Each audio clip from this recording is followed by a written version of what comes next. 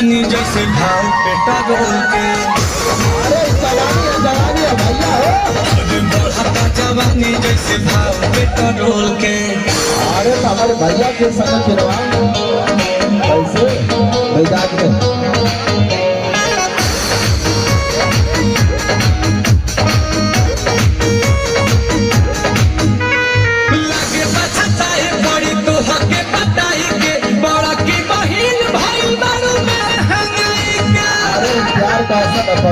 बोलो बात ना लागे बचता है बड़ी तो होके पटाई के बोला बहिन भाई दारू महंगाई के।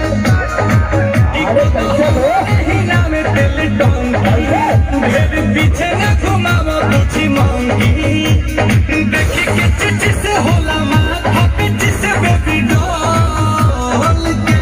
अरे कैसे खुशियाँ देखी के चिट्ठी से होला माथा पीछे से बेबी डॉल।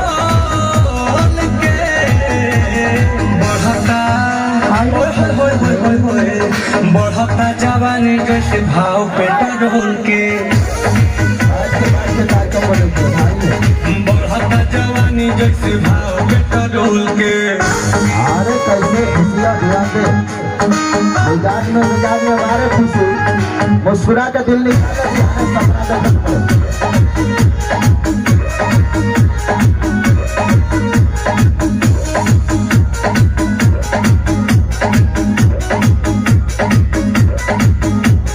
चला तेज भरेज नहीं धरेलू उहे बाटे में तेरे रोजे तू बदलेलू।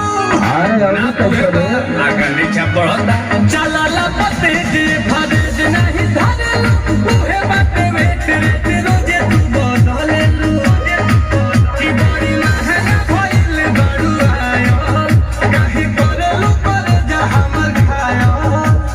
आ सुन कमल चाहता रे हो कि न दे तो तोल के।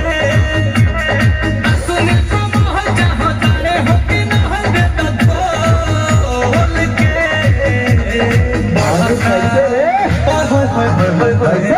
बढ़ता जवानी जैसे भाव पेट्रोल के। बढ़ता जवानी जैसे भाव पेट्रोल के। अरे कैसे खूबसूरती का नहीं बन दो ना।